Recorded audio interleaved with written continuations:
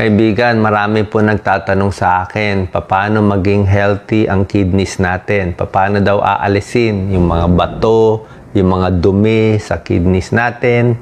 O, ganito po Pag ang kidneys, maraming pwedeng sakit Pwedeng kidney disease, pwedeng magkakaroon ng mga bato-bato. Ayan, di ba? Masakit yan mga bato. So, paano daw aalisin? Para maging healthy ang kidneys natin. Tuturo ko po sa inyo pati yung mga pagkaing mabuti at masama sa kidneys. Okay? Yan. Simpleng-simple. Kung gusto natin maging healthy ang kidneys natin, malinis yung mga dumi, kailangan iinom ng maraming tubig. Yan ang pang-flush natin sa kidneys natin. 10 to 12 glasses every day. Ako nga, mas gusto ko nga kahit sa gabi. Kahit gabi na minsan gigising na lang ako madaling araw kasi pag hindi ako umiinom sa gabi, minsan magiging very yellow. Lalo na yung mga may kidney stones, kahit sa gabi pinapainom ng tubig para ayaw mong maging madilaw masyado ang kidneys. Pag madilaw na ihi mo, inuman mo na agad. Yan talaga, panlaban natin yan sa sakit sa kidneys. Second, yung sa diet natin, sa kinakain. Ang masama sa kidneys na bawal o iiwasan yung maalat. Yun talaga kalaban. Pag sobra alat, patis, toyo, actually ketchup Ketchup, high salt din. Bawasan din yung ketchup. Delata, noodles, chichirya. Pag sobrang alat ang kinakain, pwede magmanas, pwede tumaas ang blood pressure. Pag tumaas ang blood pressure, yan ang number 1 cause. Number 1, number 2 cause ng kidney failure sa Pilipinas. High blood. Bakit na high blood? Sobrang alat. Mga delata, kung mahilig kayo lagi sa delata, napakaalat. Pagkakain sa karinderya, sa restaurant, nako, inaalatan talaga masyado sa mga nagluluto, sa mga chef. Baka pwede mas matabang na lang konti, bigyan mo na lang ng asin o toyo. Parang choice na nila kung gusto pa nila dagdagan. Tingnan din yung mga binibiling pagkain. Piliin yung mas low sodium. Tingnan nyo yung ingredients. Okay? Ang healthy talaga sa kidneys, sari-saring prutas at gulay. Fresh, mas maganda. Anong klaseng prutas at gulay? Mansanas, ubas, strawberry, mga onions, tomatoes, kamatis, sibuyas, talong, cauliflower, itlog, pwede ang isda, at any mga leafy green vegetables. Wala naman talagang bawal. Alam ko may ibang nagsasabi na baka bawal yung sobrang spinach, sobrang asparagus. Actually, hindi naman gaano. Pwede naman po. Worried sila doon sa mga oxalate daw Baka mag-cause ng kidney stones. Hindi naman. Kumain lang kayo nitong gulay, damihan lang pag-inom ng tubig, healthy po pa rin yan. Mas okay pa rin yan, basta bawas lang doon sa alat. Okay? Pagdating sa paglinis, alam ko marami kayong nababasa na kidney cleansing, di ba? Itong mga healthy na shakes, wala naman masama. Healthy naman talaga to. Pwede sa kidneys, pwede sa liver. Pero wala talagang scientific na pag-aaral nagsasabi na pag ininom mo to, gagaling ka na. Hindi po ganoon Pero syempre, pag kinain mo, puro french fries, puro maalat, magkakasakit tayo agad doon. Kung dito, at least neutral ang epekto sa kalusugan, mas healthy pa. Ang issue ko lang sa mga shakes, kung meron kayong diabetes. Kung may diabetes kayo, baka hindi pwede masyado maraming fruit shake. Baka isang baso lang. Kasi matamis din siya ayoko masyado matamis pero kung healthy kayo, nag-exercise, pwede po to. Ito mga vegetables, mga pipino na shake, pwede yan. Gulay, pwede kahit diabetic ka. Okay? Tsaka, mas healthy din naman yung prutas mismo, yung gulay mismo, kasi may fiber yun Ito, mas wala ng fiber. Pero mas madali lang inumin. Okay? So, yan. Mga natural juice, panglinis din yan sa kidneys natin. Pagdating sa mga tableta, kailangan mag-iingat tayo. Actually, mas concerned nga tayo sa mga dietary supplement, herbal supplement. Tanong niyo muna sa doktor nyo. Kasi lalo na yung nabibili sa ibang bansa, mahirap po Meron doon may side effect din Paalam niyo muna sa doktor nyo. Kahit sa vitamins, ang gusto ng mga nephrologists, pag vitamin C, 500 milligrams a day. Ayaw nila masyado mataas. Like kay Dr. Montemayor, isang nephrologist, sabi niya, pag 2,000 milligrams ng vitamin C, para sa kanya, masyado mataas na sa kanya yun eh. Baka magkaroon ng kidney stones. Diba? Lalo na kung prone kayo. Doon lang tayo sa tamang dosis ng vitamins. Huwag na masyado yung high dose ng vitamins. Kasi pag sobra, iniihi rin natin eh. Isa pang maganda na pampalakas ng kidneys yung pag-exercise, di ba? Pag nag-exercise tayo, gaganda yung daloy ng dugo sa kidneys, pero tamang exercise. Bawal din po ang sobra exercise. Ano sinasabi ko? Let's say marathon runner ka. Pwede kung sanay ka, di ba? Pero pag sobra kasing exercise, minsan nasisira din yung muscles eh. Pag nasisira yung muscles, pwede makapahirap sa kidneys. Tulad ng minsan sa boxing, yung talagang bugbog, sarado, o nasisira din yung muscles. Sa hazing, diba sa hazing, pinapalo yung tao. Pag pinalo sa hita, nadudurog yung muscle, kaya namamatay yung mga na-hazing sa kidney failure. Kidney failure kaya kung meron kayong mga hazing dyan, inuman nyo muna ng 2 basong tubig beforehand kasi hirap ang kidney sa maraming protein. So hazing, boxing, sobrang exercise, sobrang marathon, ingatan ang kidneys kasi ayaw ng kidneys na sobrang protina, lalo na yung nadudurog na protina. Speaking of protein, hirap din ng kidneys kung puro protein ang kinakain. Kaya nga yung mga may kidney failure, kita mo, halos low protein sila. Ang karne nila napaka-konti na lang.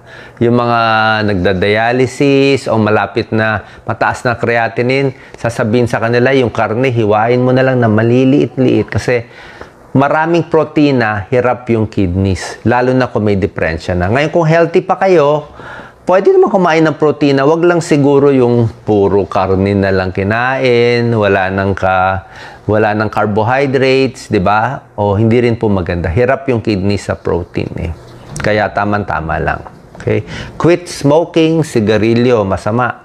Okay? Nakakasira din.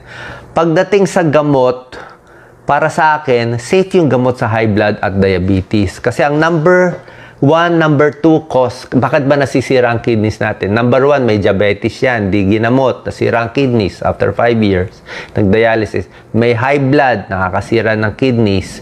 Merong glomerulonephritis, isang infection yon. Meron ding pain relievers, kakainom ng pain relievers, nasira ang kidneys. Meron din po yon. So, pag ang high blood diabetes mo hindi nakuha sa dieta, hindi nakuha sa pagpapapayat, binigyan kayo ng gamot, safe po yun. Kasi pag hindi nyo nga ininom, lalong masisira eh. Diba? Tsaka binigay naman ng doktor yan. Wala pong problema. Basta sa tamang dosis, yun po, pampahaba ng buhay. Ang iniiwasan nating gamot o tableta para maprotektahan ng kidneys, alam na alam to ng mga doctors eh, pain relievers. Kaya nga, pag maraming advertisement masyado ng pain relievers, medyo kinakabahan ako. Dadami na naman kidney failure sa atin. Anong pain relievers? Mga ibuprofen, mefenamic acid, lahat yan. Lahat ng mga pain relievers, NSAIDs ang tawag. Ngayon, pwede naman uminom short time. Siguro 3 araw, pinakamatagal 1 linggo, tigil nyo na. Pero ako, 1 or 2 days lang ako eh. Kung masakit ang ulo, di massage mo na lang. Masakit ang kamay, di lagyan na lang ng hot pack o cold pack. Diba? Birang-bira ako minom ng pain relievers. At most, paracetamol, safe. Pero yung pain reliever kasi, merong ibang tao, 1 to 2 days lang uminom ng pain reliever, nasisira na yung kidneys eh. Yung iba naman, ginagawang vitamina yung pain reliever, di ba? Konting sakit ng ulo, may painkiller agad. Oo. Hindi po maganda. Kahit i-research ninyo, painkiller, pag sobra, kung di naman kailangan, ay iwas na lang po tayo. Piliin natin yung procedure na mas safe para sa kidneys. Di ba? Yung mga hot pack na lang tayo. Tapos, isa pang iingatan natin sa kidneys, lalo na kung may edad na, pag pumunta po kayo sa ospital, kung mayroong mga medical procedures like angiogram, CT scan, MRI, alam ko nilalagyan ng contrast yan, i-check nyo muna, i-assure natin na kaya ng kidneys ninyo. Minsan kasi, like yung tatay ko dati, normal ang creatinine, pero may edad na siya, nalagyan siya ng contrast dye, may ginawa sa kanya. Pag uwi niya, kidney failure kami agad, hindi na umihi. Doon siya napaaga na matay. Kasi nga, pag nagkakaedad tayo, humihina na ang kidneys. 'Di ba? Tapos, meron pa mga injury. So, ipaalam nyo lang sa doktor. Kasi meron naman silang paraan para protektahan yung kidneys. Binibigyan ng tubig beforehand, niloload ng swero, ganun po. Okay? Sintomas. Ano sintomas pag meron ng kidney problem? Ito po, late na symptoms na to eh. Pag meron kayo nito, late na to. Hindi na umiihi, humihina na ihi, late na yon. Nagsusuka,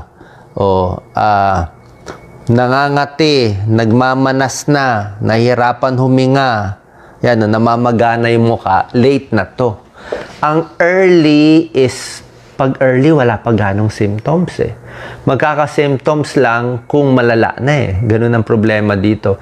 At palagay ko, pinaka-early, check mo yung ihi nyo. Kung ang ihi nyo mabula masyado, mabula, ibig sabihin may protina doon. So, para malaman early, pag ang ihi nyo mabula, pa-urinalysis.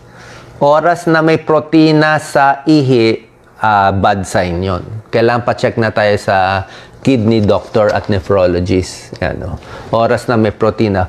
Pag tumaas ang creatinine, hindi na rin magandang sign yon. Late na yon. Late na yon.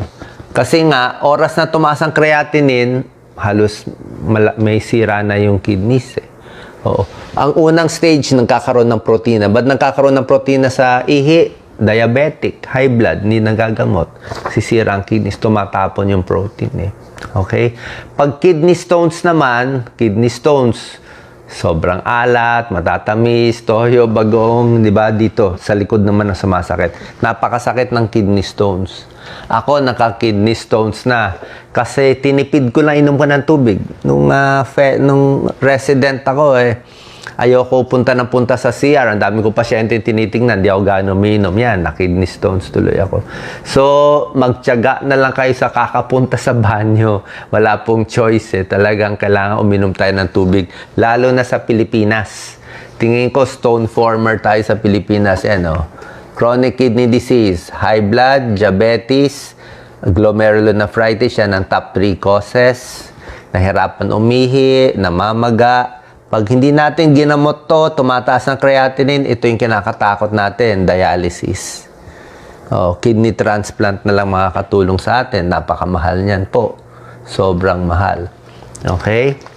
So, yung mga tinuro ko po sa inyo, itong mga tips, ano pwede, ano bawal, ito po yung summary. Yan ang summary. Di ba sinabi ko sa inyo? Mga bawal para sa kidneys, high salt. Salt ang kalaban. Sigarilyo.